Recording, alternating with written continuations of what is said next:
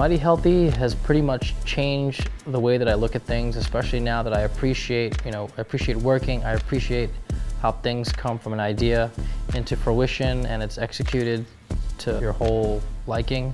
Imagine like everything you ever wanted in like starting a brand and making it become successful and being, something authentic that's an extension to you. There's nothing better than that.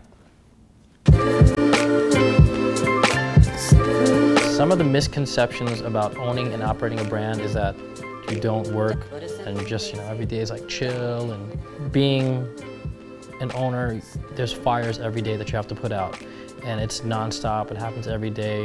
If something can go wrong, it'll happen, and it's not always sweet. Shit is hard. One of my more memorable moments during Mighty Healthy was when my son was about to be born and I wasn't sure if I was going to go forward with the brand or get a job working for a stable company, like a bigger company. It didn't feel right to me, so I decided, I just gotta be all in and decide that I'm gonna focus on Mighty Healthy, 110%, and that was gonna be it. In the back of my head, I thought that just concentrating on Mighty would be the best thing for me. And to be honest with you, I'm very thankful that I'm not working for somebody that I don't like, and just doing a job that, I have no creative control and, no ability to really call the shots and do what I want.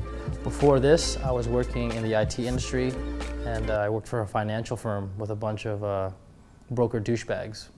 How has the industry changed over the years? Let me see. With the help of social media, the internet, Instagram, Facebook, etc., it's easier for brands to kind of have a platform to showcase their clothing, their apparel. Back in the day, we used to go to trade shows, try to sell. Over the years, I spent a lot of time on the road, meeting retailers, talking with retailers, trying to see what works in different regions. It was it was totally different back then. There's a lot more FaceTime, and now it seems like with the phenomenon of the internet, brands can be built and born overnight.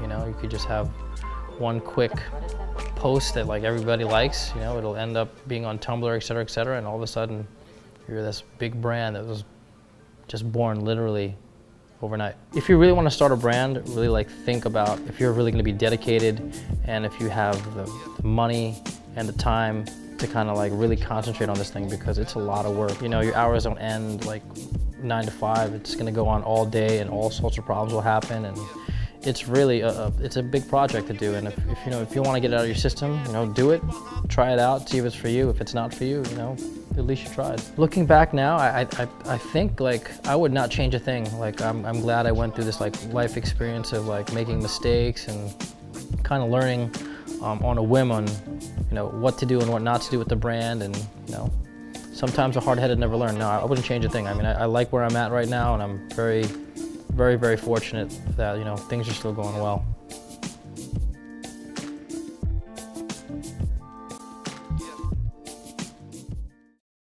We are behind the orange curtain today. We're here to visit our friends at Hurley. Ryan invited me back, and they said this time bring the entire design team.